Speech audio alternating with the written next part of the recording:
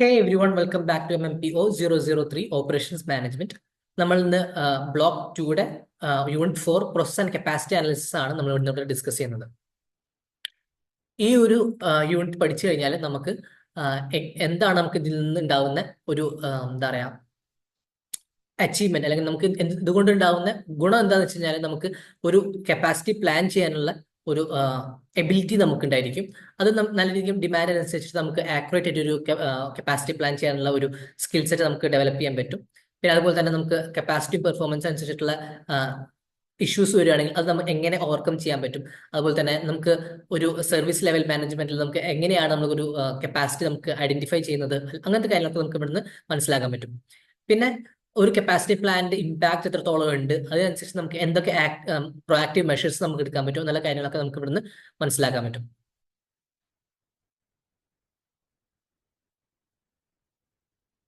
Capacity എന്ന് പറഞ്ഞു കഴിഞ്ഞാൽ നമുക്ക് ഒരു പെർട്ടിക്കുലർ യൂണിറ്റിന് താങ്ങാവുന്ന ഏറ്റവും മാക്സിമം ആണ് ഒരു കപ്പാസിറ്റി. അതിന്റെ കപ്പാസിറ്റി എന്ന് പറഞ്ഞു കഴിഞ്ഞാൽ നമുക്ക് ഫോർ എക്സാമ്പിൾ പറയുകയാണെങ്കിൽ ഒരു മെഷീനറിയുടെ കപ്പാസിറ്റി പറയുകയാണെങ്കിൽ ആ മെഷീനറിക്ക് എത്രത്തോളം ലോഡ് താങ്ങാൻ പറ്റും, അതിന്റെ മാക്സിമം ലോഡ് എത്രയാണ് താങ്ങാൻ പറ്റുന്നത് എന്ന് ഓപ്പറേറ്റ് ചെയ്ത് പോകാൻ പറ്റുന്നത് എന്നുള്ളതാണ് അതിന്റെ കപ്പാസിറ്റി എന്ന് പറയുന്നത്. അതിന് ഹാൻഡിൽ ചെയ്യാൻ പറ്റുന്ന ഏറ്റവും മാക്സിമം ലിമിറ്റ് ആണ് കപ്പാസിറ്റി എന്ന് പറയുന്നത്. അത് എത്രത്തോളം ഫിസിക്കൽ യൂണിറ്റ്സ് ആയിരിക്കാം, പ്രൊഡ്യൂസ് ചെയ്യുന്ന യൂണിറ്റ്സ് ആയിരിക്കാം, അല്ലെങ്കിൽ എത്രത്തോളം സർവീസ് അതിന് പ്രൊവൈഡ് ചെയ്യാൻ പറ്റും എന്നുള്ളതൊക്കെ ആയിരിക്കാം. പിന്നെ നമുക്കൊരു കപ്പാസിറ്റിയുടെ അനാലിസിസ് ചെയ്യുന്ന സമയത്ത് നമ്മൾ നോക്കേണ്ട കാര്യങ്ങൾ എന്ന് പറഞ്ഞു കഴിഞ്ഞാൽ എന്തൊക്കെ ടൈപ്പ് ഓഫ് കപ്പാസിറ്റിയാണ് ആ സാധനത്തിന് ആവശ്യം വരുന്നത്, അല്ലെങ്കിൽ എത്രത്തോളം ഉണ്ട് നമ്മൾ ഡിമാൻഡ് മീറ്റ് ചെയ്യാൻ വേണ്ടിയിട്ട് നമുക്ക് എത്രത്തോളം കപ്പാസിറ്റി നമുക്ക് ഇവിടെ നോക്കേണ്ടി വരും എന്നുള്ളത്. അതുപോലെ തന്നെ എപ്പോഴാണ് ആ കപ്പാസിറ്റി നമുക്ക് ആവശ്യം വരുന്നത് എന്നുള്ള കാര്യങ്ങളൊക്കെയാണ് നമ്മളിവിടെ ഡിസ്കസ് ചെയ്യേണ്ടത്. സംബന്ധിച്ച് വെച്ച് കഴിഞ്ഞാൽ നമുക്ക് ഒരു ഓർഗനൈസേഷൻ എന്ന നിലക്ക് പല ഡിഫറെന്റ് ടൈപ്സ് ഓഫ് സിറ്റുവേഷനിൽ കൂടെ പോകേണ്ടി വരും, അല്ലെങ്കിൽ അൺസർട്ടനിറ്റീസ് ഉണ്ടായിരിക്കും, അല്ലെങ്കിൽ കപ്പാസിറ്റി, അല്ലെങ്കിൽ നമുക്ക് വരുന്ന റോ മെറ്റീരിയൽസിന് ഒരു ഡിലേ ഉണ്ടായിരിക്കും, അല്ലെങ്കിൽ പ്രൊഡക്ഷനിൽ ഡിലേ ഉണ്ടായിരിക്കും. അപ്പോൾ നമുക്ക് ആ ഒരു ഡിലേയും ആ ഒരു ഇൻകൺസിസ്റ്റൻസിയും നമുക്ക് ഓവർകം ചെയ്ത് പോകണമെങ്കിൽ നമുക്ക് അതിനനുസരിച്ചുള്ള ഒരു കപ്പാസിറ്റി പ്ലാനിങ് ഉണ്ടായിരിക്കണം. നമുക്കൊരു ഡിമാൻഡ് സ്റ്റേബിൾ ആയിട്ടുള്ള ഡിമാൻഡ് എന്നുള്ളൊരു പുറമെ നമുക്ക് സ്റ്റേബിൾ ആയിട്ടുള്ള ഒരു പ്രൊഡക്ഷൻ നമുക്ക് നിലനിന്ന് പോകണമെങ്കിൽ നമുക്കൊരു കപ്പാസിറ്റി പ്ലാനിങ് നല്ല രീതിക്ക് മുന്നോട്ട് പോകണം. അതുപോലെ തന്നെ നമുക്ക് കപ്പാസിറ്റി പ്ലാനിങ്ങിൽ വരുന്ന ഫാക്ടേഴ്സ് എന്ന് പറയുന്നത് വെച്ച് കഴിഞ്ഞാൽ ഒന്നെന്ന് പറഞ്ഞാൽ എന്ത് ടൈപ്പ് ഓഫ് പ്രൊഡക്റ്റും സർവീസ് ആണ് വരുന്നത്, അല്ലെങ്കിൽ എന്ത് ടൈപ്പ് ഓഫ് ഡിമാൻഡ് ആണ് വരുന്നത്, ആ കസ്റ്റമേഴ്സ് ഡിമാൻഡ് ചെയ്യുന്നത് എന്തിനെ ബേസ് ചെയ്തിട്ടാണ്, അതിന്റെ കോസ്റ്റ്, ക്വാളിറ്റി, അല്ലെങ്കിൽ ഡെലിവറി, എന്ത് ഫാക്ടർ അനുസരിച്ചിട്ടാണ് ആ ഒരു പെർട്ടിക്കുലർ പ്രൊഡക്റ്റിന് ഡിമാൻഡ് വരുന്നത്, അതിനനുസരിച്ചായിരിക്കും നമുക്ക് കപ്പാസിറ്റി നമ്മൾ സെറ്റ് ചെയ്യുന്നത്. പിന്നെ അതുപോലെ തന്നെ പറയുന്നതാണ് പ്രോസസ് സെലക്ഷൻ. നമുക്കൊരു പെർട്ടിക്കുലർ ഓർഗനൈസേഷനിൽ അല്ലെങ്കിൽ ആ ഒരു പ്രൊഡക്ഷൻ മെത്തേഡ് നമ്മൾ സെറ്റ് ചെയ്യുമ്പോൾ എന്ത് ടൈപ്പ് ഓഫ് പ്രോസസ് ആണ് സെലക്ട് ചെയ്യേണ്ടത് എന്നുള്ളതിന് കുറച്ച് ക്രൈറ്റീരിയാസ് ഉണ്ട്. ഓക്കെ, ഇവിടെ എന്ന് പറഞ്ഞാൽ നമുക്കൊന്ന് technological changes in products or equipment, നമുക്ക് ഉണ്ടാവുന്ന പ്രൊഡക്ട്സും എക്യുപ്മെന്റ്സിലും വരുന്ന ചേഞ്ചസ് ആയിരിക്കാം. നമുക്ക് ഒരു പ്രോസസ് സെലക്ട് ചെയ്യാൻ, ഒരു ന്യൂ പ്രൊഡക്റ്റ് പ്രോസസ് സെലക്ട് ചെയ്യാൻ നമുക്ക് വരുന്നത് ഒന്ന് പറഞ്ഞാൽ പ്രൊഡക്റ്റ് അല്ലെങ്കിൽ എക്യുപ്മെന്റ് വരുന്ന ചേഞ്ച്, അല്ലെങ്കിൽ നമുക്ക് കോമ്പറ്റീറ്റീവ് പ്രഷർ വെച്ച് കഴിഞ്ഞാൽ നമുക്ക് കോമ്പറ്റീറ്റേഴ്സ് നല്ല രീതിക്ക് പുരോഗമിക്കുമ്പോൾ അതിനനുസരിച്ച് നമ്മൾ പുരോഗമിക്കാൻ വേണ്ടിയിട്ട് നമ്മൾ എന്ത് ചെയ്യും, നമ്മളും അതിനനുസരിച്ചിട്ട് പ്രോസസ്സ് നന്നാക്കി തീർക്കും. നമ്മൾ കോമ്പറ്റീറ്റീവ് അഡ്വാൻറ്റേജ് കിട്ടാൻ വേണ്ടി നമ്മൾ നന്നാക്കി തീർക്കും. ഇതാണ് പ്രോസസ് സെലക്ഷനിൽ വരുന്നത്. ഇതെന്ന് പറഞ്ഞാൽ നമുക്ക് പ്രോസസ് സെലക്ട് ചെയ്യാൻ വേണ്ടി കുറച്ച് കാര്യങ്ങൾ നോക്കും. ഇവിടെ എന്ന് പറഞ്ഞാൽ നമുക്ക് ഇൻപുട്സ് വരുന്നത് ഒരു കപ്പാസിറ്റി പ്ലാനിങ്ങിൽ, അല്ലെങ്കിൽ പ്രോസസ് കപ്പാസിറ്റി പ്ലാനിങ് എന്ന പ്രോസസ്സിൽ നമുക്ക് എന്താ പറയാ ഫോർകാസ്റ്റ് ചെയ്യും, എത്രത്തോളം ഡിമാൻഡ് ഉണ്ടാവണമെന്ന് ഫോർകാസ്റ്റ് ചെയ്യും, എത്രത്തോളം പ്രൊഡക്ഷൻ ഉണ്ടാവണം നമുക്ക് ഫോർകാസ്റ്റ് ചെയ്യും. അതുപോലെ തന്നെ നമുക്ക് എന്ത് പ്രൊഡക്റ്റ് ആണ് നമ്മൾ പ്രൊവൈഡ് ചെയ്യാൻ ഉദ്ദേശിക്കുന്നത്, ആ പ്രൊഡക്റ്റിന് ഡിസൈൻ എങ്ങനെയായിരിക്കണം, അല്ലെങ്കിൽ ആ ഒരു പ്രൊഡക്റ്റ് നമുക്ക് ഡെവലപ്പ് ചെയ്യാൻ, അല്ലെങ്കിൽ സർവീസ് പ്രൊവൈഡ് ചെയ്യാൻ വേണ്ടി നമുക്ക് എങ്ങനെയായിരിക്കും നമുക്ക് ഡിസൈൻ ചെയ്തെടുക്കുന്നത്. അപ്പോൾ തന്നെ നമുക്ക് എന്തൊക്കെ ടെക്നോളജിക്കൽ ചേഞ്ചസ് ആണ് വരുന്നത്, നമുക്ക് ഔട്ട്ഡേറ്റഡ് ആയിട്ടുള്ള ടെക്നോളജീസ് നമുക്ക് ഒഴിവാക്കി അപ്ഡേറ്റ് ചെയ്തിട്ടുള്ള ടെക്നോളജീസ് കൊണ്ടുവരണം. ഇങ്ങനത്തെ കാര്യങ്ങളൊക്കെ ഇത് കപ്പാസിറ്റി പ്ലാനിങ് അതുപോലെ തന്നെ പ്രോസസ് സെലക്ഷനും ഭയങ്കര ക്ലോസ്ലി റിലേറ്റഡ് ആണ്. പറഞ്ഞു വെച്ച് കഴിഞ്ഞാൽ നമ്മൾ കപ്പാസിറ്റി പ്ലാൻ എന്ന് പറഞ്ഞാൽ നമുക്കൊരു പ്ലാൻ ചെയ്തു, ഇത്ര കപ്പാസിറ്റി ആണ് നമ്മുടെ പ്രൊഡക്ഷൻ യൂണിറ്റ് നടക്കാൻ പോകുന്നത് വെച്ച് കഴിഞ്ഞാൽ ഒരു പെർ ഡേ ഒരു 20,000 യൂണിറ്റ്സ് ആണ് പ്രൊഡ്യൂസ് ചെയ്യേണ്ടത് എന്ന് നമ്മൾ സെലക്ട് ചെയ്യുകയാണെങ്കിൽ ആ സെലക്ട് ചെയ്യുന്ന കപ്പാസിറ്റി ഫുൾഫിൽ ചെയ്യുന്ന തക്കത്തിലുള്ള ഒരു പ്രോസസ് ആയിരിക്കണം നമ്മൾ സെലക്ട് ചെയ്യേണ്ടത്. അതുകൊണ്ട് തന്നെ കപ്പാസിറ്റി പ്ലാനിങ് പ്രോസസ് സെലക്ഷൻ ഭയങ്കര ഇമ്പോർട്ടന്റ് ആണ്, ക്ലോസ്ലി റിലേറ്റഡ് ആണ്. ഈ കപ്പാസിറ്റി പ്ലാനിങ്ങും പ്രോസസ് സെലക്ഷനും ചെയ്ത് കഴിഞ്ഞാൽ അതിൽ നിന്ന് കിട്ടുന്ന ഔട്ട്പുട്ട് എന്താണെന്ന് വെച്ച് കഴിഞ്ഞാൽ നമ്മൾ ഫെസിലിറ്റി എങ്ങനെയായിരിക്കണം, എന്തൊക്കെ ടൈപ്പ് ഓഫ് എക്യുപ്മെന്റ്സ് നമ്മുടെ ഫെസിലിറ്റി ഉണ്ടായിരിക്കണം, അപ്പോൾ തന്നെ ലേ ഔട്ട്, നമുക്ക് മെഷീനറി എവിടെ വരണം, എങ്ങനെയൊക്കെയാണ് നമ്മൾ നമ്മുടെ ഡിപ്പാർട്ട്മെന്റ്സ് അറേഞ്ച് ചെയ്തിരിക്കണം എന്നുള്ള കാര്യം നമുക്ക് ഇവിടെ നോക്കിയിരിക്കണം. അതുപോലെ തന്നെ വർക്ക് ഡിസൈൻ, വർക്ക് ഡിസൈൻ എന്ന് പറയുമ്പോൾ ടൈം ബേസ്ഡ്, അതുപോലെ തന്നെ മോഷൻ ബേസ്ഡ്, നമുക്ക് എത്രത്തോളം ടൈമിൽ എത്രത്തോളം വർക്ക് ചെയ്യാൻ പറ്റുന്നുണ്ട്, ഏതൊക്കെ എക്യുപ്മെന്റ്സ് അടുപ്പിച്ച് വെച്ചാൽ നമുക്ക് മോഷൻസ് കുറയ്ക്കാൻ പറ്റും, ഇതെല്ലാം കാര്യങ്ങളൊക്കെ നോക്കിയിട്ട് നമുക്ക് ഒരു ഒരു ഒപ്റ്റിമം ആയിട്ടുള്ള ഒരു പ്രോസസ്സും ഒപ്റ്റിമം ആയിട്ടുള്ള കാപ്പാസിറ്റിയും നമുക്ക് ഡെവലപ്പ് ചെയ്തെടുക്കാൻ പറ്റും. അതുപോലെ തന്നെ നമുക്ക് ഒരു കീ ആസ്പെക്ട്സ് ആണ് ഒരു പ്രോസസ് സെലക്ട് ചെയ്യുമ്പോൾ ക്യാപിറ്റൽ ഇന്റൻസിറ്റിയും പ്രോസസ് ഫ്ലെക്സിബിലിറ്റിയും. ക്യാപിറ്റൽ ഇന്റൻസിറ്റി എന്ന് പറയുമ്പോൾ നമുക്ക് നമ്മൾ ആ ഒരു പ്രൊഡക്റ്റ് അല്ലെങ്കിൽ ആ ഒരു പ്രോസസ് ഡിസൈൻ ചെയ്തെടുത്ത് നമ്മൾ കപ്പാസിറ്റിയിൽ ഇംപ്ലിമെന്റ് ചെയ്യുമ്പോൾ എത്രത്തോളം ക്യാപിറ്റൽ ഇന്റൻസീവ് ആയിട്ടായിരിക്കും നമുക്ക് ആ ഒരു പ്രോസസ്സ് വരുന്നത് വെച്ച് കഴിഞ്ഞാൽ നമുക്ക് എത്രത്തോളം ക്യാപിറ്റൽ ഇൻവെസ്റ്റ് ചെയ്യേണ്ടി വരും, ടെക്നോളജിയിലായിരിക്കാം, അല്ലെങ്കിൽ ലേബറിലായിരിക്കാം, അല്ലെങ്കിൽ ആ ഒരു ഫെസിലിറ്റി മൊത്തത്തിൽ തന്നെ ചേഞ്ച് ചെയ്യാൻ വേണ്ടി എത്രത്തോളം ക്യാപിറ്റൽ നമുക്ക് ഇൻവെസ്റ്റ് ചെയ്യേണ്ടി വരും എന്നുള്ളത് നമുക്ക് ഇവിടെ നോക്കേണ്ടിയിരിക്കും. പിന്നെ അതുപോലെ തന്നെ പ്രോസസ് ഫ്ലെക്സിബിലിറ്റി, നമ്മൾ നേരത്തെ പറഞ്ഞല്ലോ, ഇൻകൺസിസ്റ്റന്റ് ആയിട്ടുള്ള ഡിമാൻഡ് ആണെങ്കിൽ, അല്ലെങ്കിൽ നമുക്ക് കുറെ കൺസിഡറേഷൻസ് കൊടുക്കേണ്ട കാര്യങ്ങൾ വരുന്നുണ്ടെങ്കിൽ, ഫോർ എക്സാമ്പിൾ പറയണമെങ്കിൽ ഇറഗുലാരിറ്റീസ് വരുന്നുണ്ടെങ്കിൽ, അതനുസരിച്ച് നമുക്ക് എന്ത് ചെയ്യാൻ പറ്റണം, പ്രോസസ്സ് ഫ്ലെക്സിബിൾ ആക്കി വെക്കാൻ പറ്റണം. എന്നാൽ മാത്രമേ നമുക്ക് ആ ഒരു ചേഞ്ചസിനെ നമുക്ക് അഡാപ്റ്റ് ചെയ്ത് പോകാൻ പറ്റുള്ളൂ. അതിനാണ് പ്രോസസ് ഫ്ലെക്സിബിലിറ്റി എന്ന് പറയുന്നത്. ഇനി ഈ പ്രോസസ് ടൈപ്സ്, നമുക്ക് നേരത്തെ പ്രോസസ് സെലക്ഷൻ പറഞ്ഞു, അതിൽ നിന്ന് ടൈപ്സ് കോമൺ ആയിട്ട് വരുന്ന 4 ടൈപ്പാണ്: job shop, batch, repetitive, continuous flow. ഇവിടെ എന്ന് പറയുന്നത് 2 ടൈപ്പ് ഓഫ് കാര്യങ്ങൾ നോക്കിയിട്ടാണ് നമുക്ക് ഇങ്ങനെ വരുന്നത്. ഒന്നെന്ന് പറഞ്ഞാൽ എത്രത്തോളം വോളിയൂം ഓഫ് പ്രൊഡക്ഷൻ നടക്കുന്നുണ്ട് എന്നുള്ളതും, അതുപോലെ തന്നെ എത്രത്തോളം വേരിയേഷൻസ് വരുന്നുണ്ട്, ഓരോ പ്രൊഡക്റ്റിനും എത്രത്തോളം വേരിയേഷൻസ് വരുന്നുണ്ടെന്നും. ഫസ്റ്റ് ടൈപ്പ് എന്ന് പറഞ്ഞാൽ ലോ വോളിയം ഹൈ വേരിയേഷൻ. ഇത് പറഞ്ഞാൽ ഓരോരുത്തർക്കും അവരുടേതായ രീതിക്ക് സാധനം വേണം എന്ന് പറയുകയാണെങ്കിൽ അവിടെ പറയുന്നതാണ് ജോബ് ഷോപ്പ്. ഇവിടെ എന്ന് പറഞ്ഞാൽ ഫോർ എക്സാമ്പിൾ പറയുകയാണെങ്കിൽ പണ്ടൊക്കെ കോബ്ലേഴ്സ് എന്ന് പറഞ്ഞാൽ ഷൂ പണിയുന്ന ആൾക്കാർ. ഇവിടെ എന്ന് പറഞ്ഞാൽ അവർ ഓരോ ഷൂവും ഹാൻഡ് മെയ്ഡ് ആയിട്ട് ചെയ്യുകയാണ്. അതും ഓരോരുത്തർക്കും സ്പെഷ്യലൈസ്ഡ് ആയിട്ട് അവരുടെ കാലിന്റെ അളവിനനുസരിച്ച് ചെയ്തിരുന്നത്. അതിന് ജോബ് ഷോപ്പ് എന്ന് പറയും. ഇപ്പൊ അല്ലെങ്കിൽ നമുക്ക് പറയാം റിപ്പയർ ഷോപ്പാണ്. റിപ്പയർ ഷോപ്പ് എന്ന് പറഞ്ഞാൽ നമ്മുടെ ബൈക്കുകളിന് ഓരോരുത്തർക്കും പല ഡിഫറെന്റ് കംപ്ലൈൻസ് ആയിരിക്കും ഉണ്ടാകുന്നത്, പല ഡിഫറെന്റ് മോഡൽസ് ആയിരിക്കും. നമ്മൾ റിപ്പയർ ചെയ്യാൻ കൊടുക്കുമ്പോൾ അവരവരുടെ സമയമെടുത്ത് ഓരോ യൂണിറ്റും അവരവരുടെ എക്സ്പെർട്ടീസ് അനുസരിച്ചിട്ട് വേരിയേഷൻസ് അനുസരിച്ചിട്ട് സെറ്റാക്കി തരുന്നു. അതാണ് ജോബ് ഷോപ്പ്. രണ്ടാമത് പറഞ്ഞാൽ ബാച്ച് എന്ന് പറഞ്ഞു കഴിഞ്ഞാൽ അധികം എന്താ പറയുക, വേരിയേഷൻസ് ഒന്നും വേണ്ട, അല്ലെങ്കിൽ വേരിയേഷൻസ് ഭയങ്കര കുറവ് മതി, അതുപോലെ തന്നെ കുറച്ച് ആൾക്കാർക്ക് വേണ്ടിയിട്ട് നമ്മൾ ചെയ്യുന്നത്. ഇവിടെ എന്ന് പറഞ്ഞാൽ ക്ലാസ് റൂം ലെക്ചർ വെച്ച് കഴിഞ്ഞാൽ ഒരു 20 to 40 സ്റ്റുഡൻസ് ക്ലാസ്സിൽ ഉണ്ടായിരിക്കും. ആ ക്ലാസ്സിൽ എല്ലാവർക്കും ഒരു സെയിം സാധനമാണ്, ലെക്ചറാണ് കൊടുക്കുന്നത് എങ്കിൽ അതിന് ബാച്ച് എന്ന് പറയാം, ബാച്ച് പ്രോസസ് ടൈപ്പ് എന്ന് പറയാം. ഓരോ ബാച്ചിനും ഓരോ അവരവരുടെ വേരിയേഷൻ അനുസരിച്ചിട്ട് വെച്ചാൽ ബാച്ച് എന്ന് പറയുമ്പോൾ ഫോർ എക്സാമ്പിൾ പറയുകയാണെങ്കിൽ ക്ലാസ് റൂമിൽ ഒരു ക്ലാസ്സിൽ എടുക്കുന്ന സബ്ജക്റ്റ് ആയിരിക്കില്ല അടുത്ത ക്ലാസ്സിൽ എടുക്കുന്നത്, അവരവരുടെ സ്ട്രീമും കാര്യങ്ങളൊക്കെ അനുസരിച്ചിട്ട് ചേഞ്ചസ് ഉണ്ടായിരിക്കാം. അതുപോലെ അപ്പോൾ ആ ഒരു ചെറിയൊരു വേരിയേഷൻസ് ആ ഒരു കുറച്ച് ആൾക്കാർക്ക് വേണ്ടി ചെയ്യുന്നത്. തേർഡ് എന്ന് പറഞ്ഞാൽ ഹൈ വോളിയം ലോ വേരിയേഷൻ. ഇവിടെ എന്ന് പറഞ്ഞാൽ കുറേ പ്രൊഡക്ഷൻ നടത്തണം, എന്നാൽ ചെറിയ വേരിയേഷൻസ് വരുന്നുണ്ട്. ഓക്കെ, അപ്പൊ ഇവിടെ എന്ന് പറഞ്ഞാൽ അസംബ്ലി ലൈൻ അല്ലെങ്കിൽ ഓട്ടോമാറ്റിക് കാർ വാഷ്. ഇവിടെ എന്ന് പറഞ്ഞാൽ ഓട്ടോമാറ്റിക് കാർ വാഷ് എന്ന് പറഞ്ഞാൽ ഓരോ ആളും അവരവരുടെ കാർ വാഷിൽ കയറ്റുന്നു. അപ്പൊ അവിടെ വെച്ച് കഴിഞ്ഞാൽ ഓട്ടോമാറ്റിക് ആയിട്ട് വാട്ടർ സ്പ്രേ ചെയ്ത്, സോപ്പ് സ്പ്രേ ചെയ്ത്, അതിനുശേഷം വാട്ടർ സ്പ്രേ ചെയ്ത് തുടച്ച് വിടുന്നു. ഇവിടെ എന്ന് പറഞ്ഞാൽ റിപ്പീറ്റീവ് ആയിട്ടുള്ള ടാസ്ക് ആണ്, ലോ വേരിയേഷൻസ് നടക്കുന്നുള്ളൂ, അധികം അങ്ങനെ പ്രത്യേകിച്ച് കാര്യങ്ങളൊന്നും വ്യത്യാസങ്ങളൊന്നും വരുന്നില്ല. നാലാമത് പറഞ്ഞു കഴിഞ്ഞാൽ വെരി ലോ വേരിയേഷൻസ് എന്നാൽ വെരി ഹൈ വോളിയം. ഇവിടെ എന്ന് പറഞ്ഞാൽ നമുക്ക് മൈനിങ് അല്ലെങ്കിൽ പെട്രോളിയം റിഫൈനിങ്. ഇവിടെ എന്ന് പറഞ്ഞാൽ ഒരു വേരിയേഷൻസും വരുന്നത്. പെട്രോളിയം റിഫൈനിങ് എന്ന് പറഞ്ഞാൽ അവരെടുക്കുന്ന ആ ഒരു പെട്രോളിയത്തിന്റെ ക്വാളിറ്റി അനുസരിച്ചിട്ട് റിഫൈൻ ചെയ്യാൻ കൊടുക്കുന്നു, ഒരു കറക്റ്റ് ഒരു പ്രോസസ്സിലൂടെ പോകുന്നു, അവർക്ക് ആവശ്യമുള്ള ആ ഒരു ലെവൽ ഓഫ് പെട്രോളിയം റിഫൈനറി ചെയ്ത് കിട്ടുന്നത്, അല്ലെങ്കിൽ വാട്ടർ ട്രീറ്റ്മെന്റ് ചെയ്ത് കിട്ടുന്നത്. ഇതാണ് നമുക്ക് വരുന്ന ഫോർത്ത് പ്രോസസ് ടൈപ്പ്. നെക്സ്റ്റ് പറയുന്നത് കപ്പാസിറ്റി പ്ലാനിങ് അല്ലെങ്കിൽ അതിന്റെ ഇമ്പോർട്ടൻസ് എന്ന് പറഞ്ഞാൽ നമുക്ക് ഒരു നമ്മുടെ കമ്പനിയുടെ കപ്പാസിറ്റി നമുക്ക് സെറ്റ് ചെയ്ത് വെച്ച് കഴിഞ്ഞാൽ മാത്രമേ നമുക്ക് അതിനനുസരിച്ചുള്ള പ്രൊഡക്ഷൻ ചെയ്യാൻ പറ്റുള്ളൂ. ആ അനുസരിച്ചുള്ള പ്രൊഡക്ഷൻ ചെയ്താൽ മാത്രമേ നമുക്ക് അതിനനുസരിച്ച് ഡിമാൻഡ് ഫുൾഫിൽ ചെയ്യാൻ പറ്റുള്ളൂ. അപ്പൊ നമ്മൾ ആദ്യം ചെയ്യേണ്ടത് വെച്ചാൽ നമ്മൾ കസ്റ്റമർ ഡിമാൻഡ് മനസ്സിലാക്കണം. കസ്റ്റമർ ഡിമാൻഡ് മനസ്സിലാക്കിയതിനു ശേഷം അതിനനുസരിച്ച് എത്രത്തോളം പ്രൊഡക്റ്റ് നമുക്ക് ഡെവലപ്പ് ചെയ്യണം, അല്ലെങ്കിൽ എന്താണ് അവരുടെ ഡിമാൻഡ്, ആ ഡിമാൻഡ് അനുസരിച്ചിട്ടുള്ള പ്രൊഡക്ട്സ് നമ്മൾ ഡെവലപ്പ് ചെയ്യാനുള്ള ഒരു ഡിസൈൻ ചെയ്ത് വെക്കണം. ആ ഒരു പ്രൊഡക്റ്റ് ഡെവലപ്പ് ചെയ്യാനുള്ള മെറ്റീരിയൽസും ടെക്നോളജിയും നമ്മുടെ കമ്പനിയിൽ ഉണ്ടായിരിക്കണം. അതനുസരിച്ചിട്ട് നമ്മൾ എത്രത്തോളം ആയിരിക്കണം നമ്മുടെ സ്റ്റോറേജ് കപ്പാസിറ്റി, അല്ലെങ്കിൽ നമുക്ക് എത്രത്തോളം പ്രൊഡക്ഷൻ കപ്പാസിറ്റി വേണം എന്നുള്ള കാര്യം നമ്മൾ പ്ലാൻ ചെയ്യണം. ഇവിടെ എന്ന് പറഞ്ഞാൽ നമുക്ക് ഓപ്പറേഷൻസിന്റെ കോസ്റ്റിനെ ബാധിക്കുന്ന കാര്യമാണ് കപ്പാസിറ്റി പ്ലാനിങ്.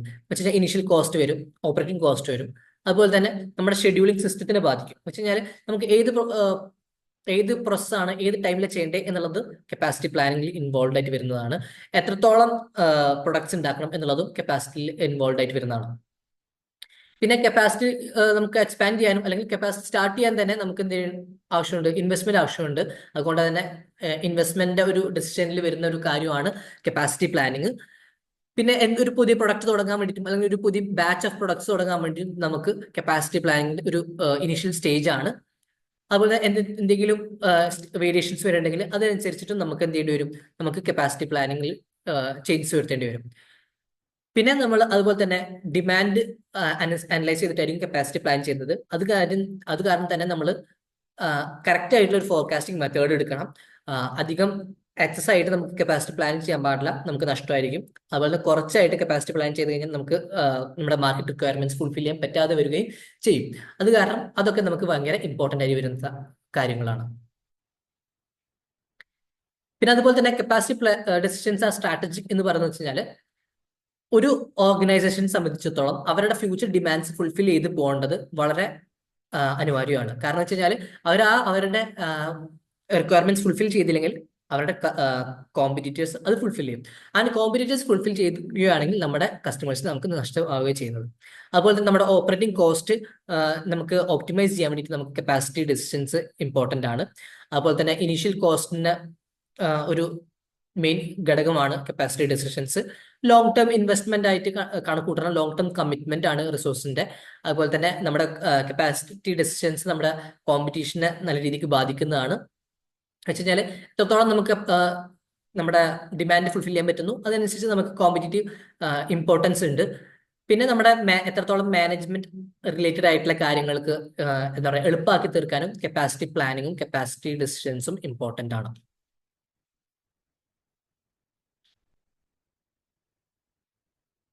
പിന്നെ നമുക്ക് കപ്പാസിറ്റി ഡിസിഷൻസിൽ വരുന്ന മെഷർമെന്റ്സിൽ വരുന്ന കാര്യങ്ങളാണ് design capacity, effective capacity, efficiency, utilisation.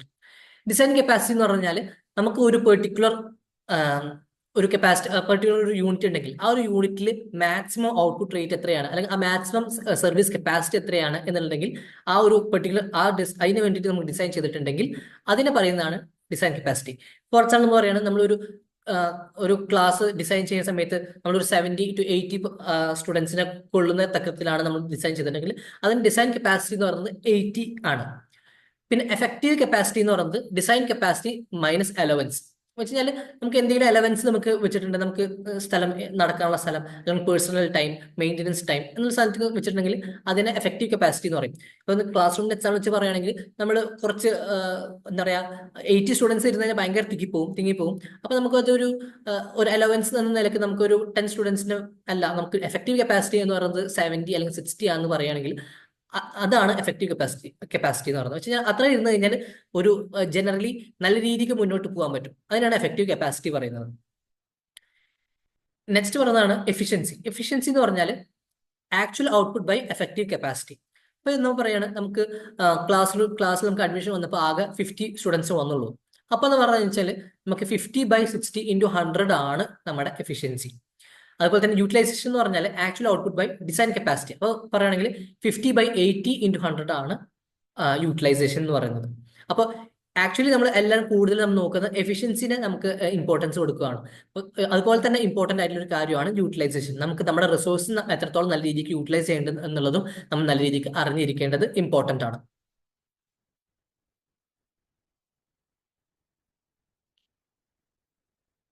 ഇനി നമുക്ക് പറയുന്നത് വെച്ചാൽ ഡെവലപ്പിംഗ് കപ്പാസിറ്റി സ്ട്രാറ്റജീസ് ആണ്. നമുക്കൊരു സ്ട്രാറ്റജി ഡെവലപ്പ് ചെയ്തെടുക്കുമ്പോൾ അല്ലെങ്കിൽ എൻഹാൻസ് ചെയ്യണമെങ്കിൽ നമുക്ക് എന്തൊക്കെ കാര്യങ്ങളാണ് നോക്കേണ്ടത് എന്നുള്ളത്. ഒന്ന്, design flexibility into systems. നമ്മൾ ഡെവലപ്പ് ചെയ്തെടുക്കുമ്പോൾ അത് നമുക്ക് എന്താ പറയാ വേരിയേഷൻസ് കൊണ്ടുവരാനുള്ള ഓപ്ഷൻസ് നമുക്ക് ജനറലി എന്താ പറയാ കൂട്ടി വെക്കുന്നത് ഇമ്പോർട്ടൻ്റ് ആണ്. അതുപോലെ തന്നെ ഓരോ പ്രൊഡക്റ്റ് ലൈഫ് സൈക്കിൾ അല്ലെങ്കിൽ നമുക്കൊരു പ്രോസസ്സിന്റെ ലൈഫ് സൈക്കിളിൽ അതിനനുസരിച്ചിട്ടുള്ള ചേഞ്ചസ് നമ്മൾ ഇൻവോൾവ് ചെയ്യുന്നത്. നമുക്ക് ഒരു സെക്കൻഡ് യൂണിറ്റിൽ അങ്ങനെ നമ്മൾ ഡിസ്കസ് ചെയ്തു. പ്രൊഡക്റ്റ് ലൈഫ് സൈക്കിൾ അനുസരിച്ച് നമുക്ക് സ്ട്രാറ്റജീസ് ഡെവലപ്പ് ചെയ്യണം, ഡിഫറെന്റ് ആയിരിക്കും. അപ്പൊ അതനുസരിച്ചിട്ടുള്ള കപ്പാസിറ്റിയിലും നമ്മൾ എന്ത് ചെയ്യണം, ആ സ്ട്രാറ്റജിയിൽ നമുക്ക് ഡിഫറൻസ് കൊണ്ടുവരണം. അതുപോലെ തന്നെ ടേക്ക് എ ബിഗ് പിക്ചർ അഥവാ സിസ്റ്റം വ്യൂ, സിസ്റ്റം ഓവർവ്യൂ നമ്മൾ ചെയ്തുകൊണ്ടിരിക്കണം. വെച്ച് കഴിഞ്ഞാൽ നമ്മൾ ആ ഒരു പെർട്ടിക്കുലർ പ്രൊഡക്ഷന് മാത്രം നോക്കാതെ ആ ഒരു പ്രൊഡക്ഷന്റെ ഒപ്പം തന്നെ നമുക്ക് മാർക്കറ്റിംഗ്, അതുപോലെ തന്നെ ഫിനാൻസ്, അങ്ങനത്തെ കാര്യങ്ങളും, അതുപോലെ തന്നെ എന്തൊക്കെയാണ് അതിനെ റിലേറ്റഡ് ആയിട്ടുള്ള പ്രൊഡക്ഷൻ ആക്ടിവിറ്റീസ് എന്തൊക്കെ വരുന്നത് ഉണ്ട് എന്നുള്ള കാര്യങ്ങൾ നമുക്ക് അവിടെ നോക്കേണ്ടിയിരിക്കണം. പിന്നെ പറയുന്നത് വെച്ചാൽ prepare to deal with capacity chunks. ഇവിടെ എന്ന് പറഞ്ഞാൽ ഓരോ കപ്പാസിറ്റിയിലും നമ്മൾ എന്ന് വെച്ച് കഴിഞ്ഞാൽ നമുക്ക് ഓരോരോ യൂണിറ്റ് ആയിട്ട് നമുക്ക് തിരിച്ചു കാണുകയാണെങ്കിൽ നമുക്ക് അവിടെ കപ്പാസിറ്റി ചങ്ക്സ് എന്ന് പറഞ്ഞിട്ട് നമുക്ക് കാണേണ്ടി വരും. അപ്പോൾ നമ്മൾ ആ കപ്പാസിറ്റി ചങ്ക്സിൽ എത്രത്തോളം യൂട്ടിലൈസ് ചെയ്യാൻ പറ്റും എന്നുള്ള കാര്യങ്ങൾ നോക്കേണ്ടി വരും. പിന്നെ attempt to smooth out capacity requirements, എത്രത്തോളം കപ്പാസിറ്റി റിക്വയർമെന്റ്സ് ഉണ്ട്, അല്ലെങ്കിൽ നമുക്ക് എത്രത്തോളം കപ്പാസിറ്റി വരുന്നുണ്ട്. അപ്പോൾ കപ്പാസിറ്റി വരുന്ന ചേഞ്ചസ് അല്ലെങ്കിൽ ഡിമാൻഡ് വരുന്ന ചേഞ്ചസിൽ നമ്മൾ എന്ത് ചെയ്യുക, സ്മൂത്ത് ഔട്ട് ചെയ്യുക. സ്മൂത്ത് ഔട്ട് ചെയ്യുക വെച്ചാൽ ഒരു ഒപ്റ്റിമം ഏതെങ്കിലും ഒരു ലെവൽ ഫിക്സ് ചെയ്തിട്ട് ആ ഒരു ലെവലിൽ നമ്മൾ പ്രൊഡക്ഷൻ നടത്തുവാണെങ്കിൽ നമുക്ക് ഭയങ്കര വേരിയേഷൻസ് ഫീൽ ചെയ്യില്ല. പിന്നെ identify the optimal operating level. ഇത് സ്മൂത്ത് ഔട്ട് കപ്പാസിറ്റി റിക്വയർമെന്റ്സ് അനുസരിച്ചിട്ട് തന്നെ വരുന്നതാണ്. ഓപ്പറേറ്റിംഗ് ലെവൽ ഒരു സിഗ്നിഫിക്കൻറ്റ് ഒരു ലെവലിൽ നമ്മൾ ഒപ്റ്റിമം ലെവൽ നമ്മൾ സെറ്റ് ചെയ്ത് വെക്കുകയാണെങ്കിൽ അതനുസരിച്ചിട്ട് പോയാൽ മതി. പിന്നെ നമ്മൾ എന്തെങ്കിലും ഒരു പിന്നീട് നമ്മളൊരു എക്സ്പാൻഷൻ നമ്മൾ ചെയ്യുവാണെങ്കിൽ എന്തൊക്കെ കാര്യങ്ങളാണ് നമ്മൾ നോക്കേണ്ടത്, എന്തൊക്കെ സ്ട്രാറ്റജിയാണ് നമുക്ക് ഇൻവോൾവ് ചെയ്യേണ്ടത് എന്നുള്ള കാര്യങ്ങൾ നമ്മളിവിടെ ഡിസൈഡ് ചെയ്യണം. അടുത്താണ് ആക്ച്വൽ മെഷർഡ് കപ്പാസിറ്റി. ഒരു യൂണിറ്റിന്റെ ആക്ച്വൽ മെഷർഡ് കപ്പാസിറ്റി നമുക്ക് നോക്കാനുള്ള ഫോർമുല എന്ന് പറയുന്നത് C equal to T into E into U ആണ്. സി എന്ന് പറഞ്ഞാൽ ആക്ച്വൽ മെഷർഡ് കപ്പാസിറ്റി ആണ്. ടി എന്ന് പറഞ്ഞാൽ റിയൽ ടൈം അവൈലബിൾ, വെച്ച് കഴിഞ്ഞാൽ എത്രത്തോളം സമയം നമുക്ക് അവൈലബിൾ ആയിട്ടുണ്ട്. ഇ എന്ന് പറയുന്നത് എഫിഷ്യൻസി ആണ്. യു എന്ന് പറയുന്നത് യൂട്ടിലൈസേഷൻ ആണ്. എഫിഷ്യൻസി എന്ന് പറഞ്ഞാൽ actual output by effective capacity into 100ഉം, യു എന്ന് പറഞ്ഞ യൂട്ടിലൈസേഷൻ എന്ന് പറഞ്ഞാൽ actual output by design capacity into 100%. കുറച്ച് നേരത്തെ നമ്മൾ ഡിസ്കസ് ചെയ്തായിരുന്നു.